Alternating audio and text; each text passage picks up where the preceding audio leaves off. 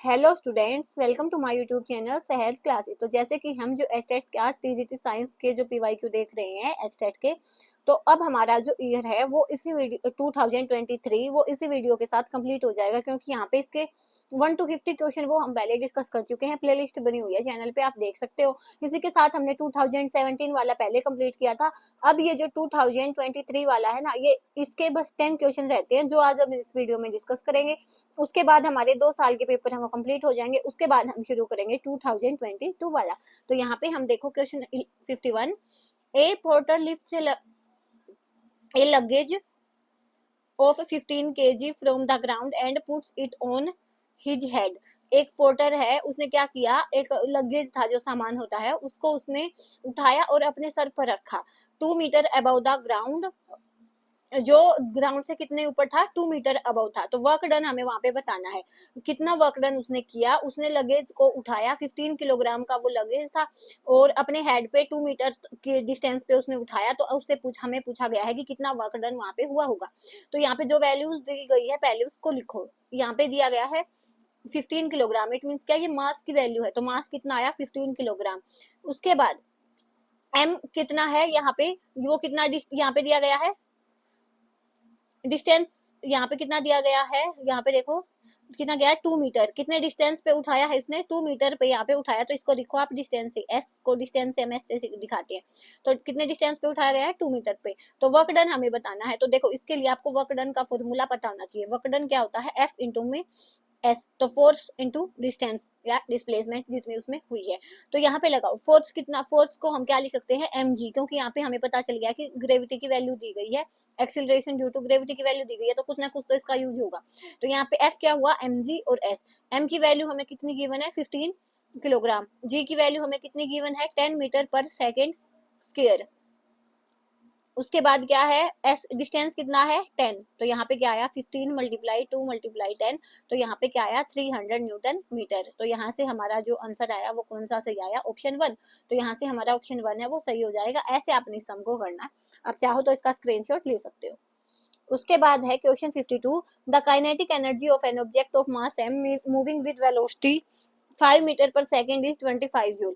Kinetic energy हमें object की दी गई है, मास है उसका m, और उसकी वेलोसिटी कितनी दी गई है हमें, 5 मीटर पर सेकेंड उसकी वेलोसिटी दी गई है, और काइनेटिक एनर्जी कितनी दी गई है उसकी, 25 जूल। अब हमें क्या पूछा गया है, अगर हम उसकी वेलोसिटी को कितना बढ़ा दें, if velocity of this object increased by 3 times, अगर उसकी वेलोसिटी को 3 टाइम बढ़ा देंगे तो वहां से काइनेटिक एनर्जी उसकी क्या होगी। तो यहाँ पे हम 2 इक्वेशन बनाएंगे। देखो सबसे पहले आपको पता होना चाहिए काइनेटिक एनर्जी किसके इक्वल होती है, 1/2 mv स्क्वायर। किसके equal, m means mass, v means velocity of object. ठीक है, तो यहाँ पे हमें 2 कंडीशन दी गई है, तो पहले हम इन दोनों कंडीशन को लिखेंगे। देखो फर्स्ट कंडीशन में हमें क्या बोला गया है, तो जो मास है यहाँ पे फॉर्मूला लिखा हमने 1/2 एज इट इज है, m मास बॉडी का m ही दिया गया, तो m। वेलोसिटी स्टार्टिंग में हमें कितनी दी गई है, 5, तो यहाँ पे हमने रखा 5 का स्क्वायर।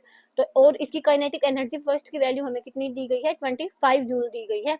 तो यहाँ पे हमने रखा कि काइनेटिक एनर्जी कितनी है, 25, और इसके बाद यहाँ पे 5 का स्क्वायर 25/2 मीटर। तो यहाँ से हमने फर्स्ट वाली इक्वेशन है वो पूरी यहाँ पे सोल्व की है। ठीक है, उसके बाद सेकंड वाली देखो, इसी वेलोसिटी को हमने क्या किया है, 3 टाइम्स इंक्रीज किया है, तो काइनेटिक एनर्जी क्या होगी।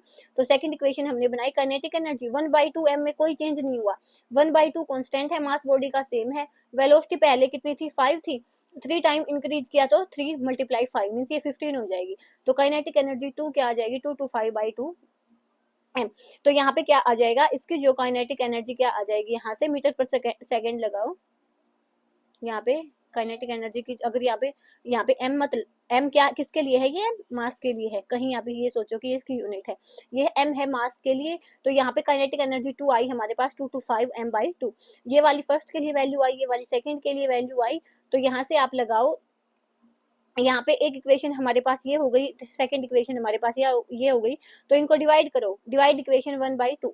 तो 1 क्या है हमारे पास, 25, इसकी क्या है 1, क्या kinetic energy 1 divide by kinetic energy 2। तो काइनेटिक एनर्जी 1 की वैल्यू हमारे पास क्या है, 25/2। तो यहाँ पे हमने लिखा देखो 25/2 m है काइनेटिक एनर्जी 1 की वैल्यू हमारे पास।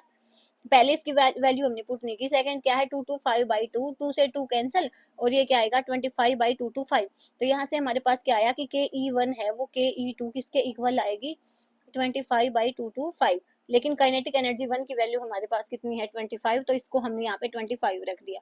उसके बाद 25 KE2 की वैल्यू हमें निकालनी है, तो 25/225, तो यहाँ से इसको कैंसिल करोगे तो काइनेटिक एनर्जी 2 की वैल्यू कितनी आएगी 225 जूल्स। तो यहाँ पे हमारा ऑप्शन 1 है वो सही हो जाएगा। अगर आप चाहो तो इसका स्क्रीनशॉट ले सकते हो। अगर कोई चीज में डाउट रहता है तो कमेंट सेक्शन में पूछ सकते हो। उसके बाद विच of following statement best describe nature of science, इनमें से कौन सी स्टेटमेंट है जो नेचर ऑफ साइंस को अच्छे से एक्सप्लेन करेगी। फर्स्ट क्या है scientist are totally objective in their work. देखो ये वाले जो वर्ड होते हैं ना, टोटली हो गया, ओनली हो गया, ये वाले पेडागोजी में नेगेटिव वर्ड के जैसे काम करते हैं, क्योंकि ना तो कोई भी चीज यहाँ पे कम्प्लीटली होती है और ना ही यहाँ पे कोई चीज मोस्ट ऑफ टाइम 100 में से 99% चांस होते हैं अगर वहाँ पे ओनली मिलेगा या तो टोटली मिलेगा तो वो वाला ऑप्शन कभी भी सही नहीं होगा। तो टोटली पूरा का पूरा ऑब्जेक्टिव नहीं होते ना साइंटिस्ट। सेकंड क्या है the scientific method is only guide, कि अकेला गाइड नहीं होता किसी भी रिसर्च करने के लिए, कि साइंटिफिक मेथड ही गाइड होता है, वहां पे अंडरस्टैंडिंग भी काम करती है। Science is system of beliefs, नहीं विश्वास पे थोड़ी काम करता है, साइंस तो फैक्ट पे काम करेगा। Science is social in nature, तो साइंस हमारा क्या होता है सामाजिक होता है नेचर में। तो हमारा 53 का ऑप्शन 4 है वो करेक्ट हो जाएगा। उसके बाद question 54 which of following species is critically endangered reptile in India, तो कौन सी स्पीसीज होगी वो क्रिटिकली इंडेंजर होगी इंडिया में रेप्टाइल्स की, तो वो कौन सी होगी घड़ियाल होगी। तो क्वेश्चन 54 का ऑप्शन 1 है वो सही हो जाएगा। Question 55 one of the following is hormone secreted from heart, इनमें से कौन सा हार्मोन है वो हार्ट से सिक्रेट किया जाता है। तो बायो वाला पोर्शन में हर वीडियो में आपको ये बात बताती हूँ कि लर्निंग बेस्ड होता है, तो पहले अपने फिजिक्स केमिस्ट्री वाले पोर्शन को इतना मजबूत करो कि वहां से आपका एक मार्क्स भी ना घटे।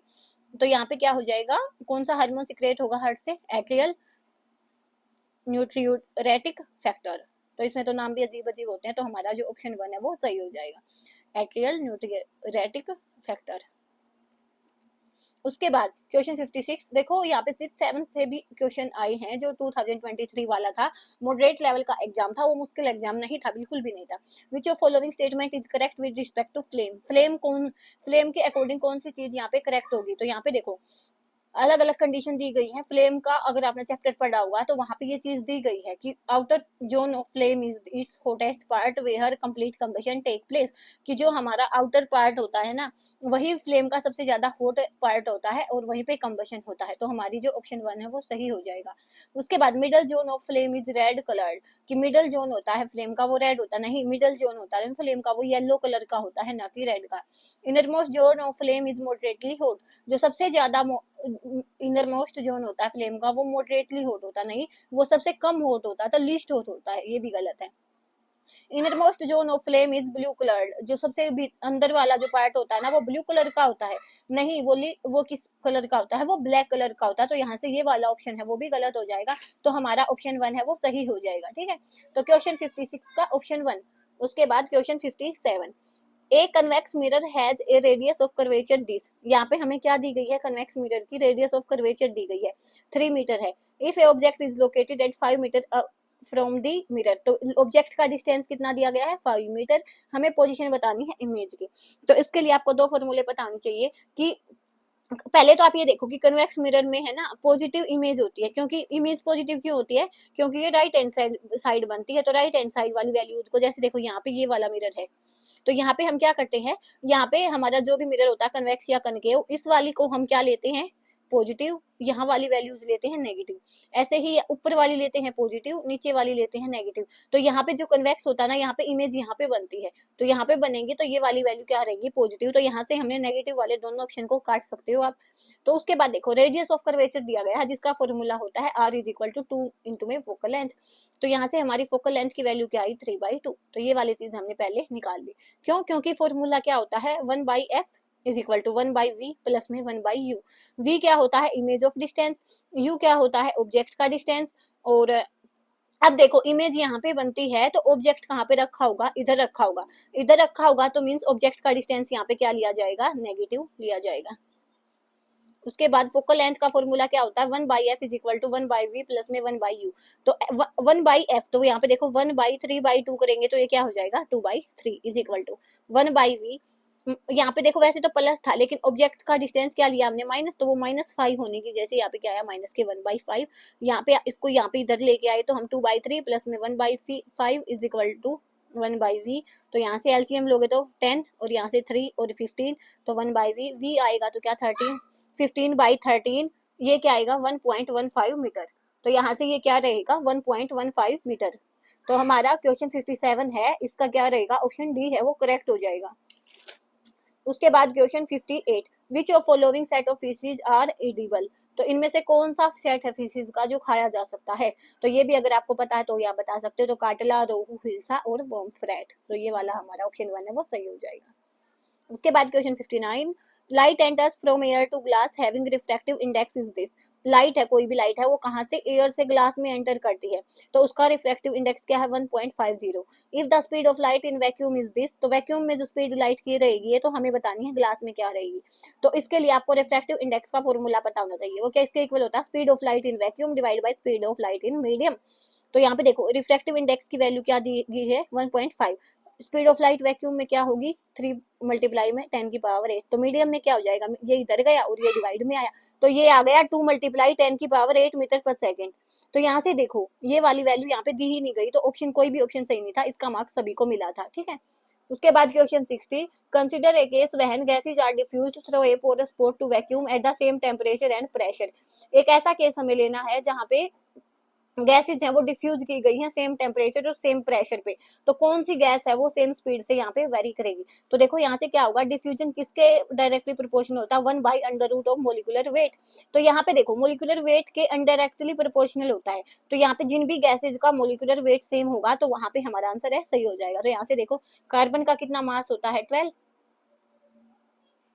और यहाँ पे कितना 16, तो ये हो जाएगा 28। ऐसे ही एक नाइट्रोजन का 14, तो 2 नाइट्रोजन का क्या हो जाएगा 28। तो यहाँ से देखो इन दोनों का मोलिकुलर वेट सेम है, तो यहाँ पे जो डिफ्यूजन का रेट है वो भी सेम हो जाएगा। तो यहाँ पे हमारे जो क्वेश्चन 50 to 60 हैं वो कंप्लीट होते हैं।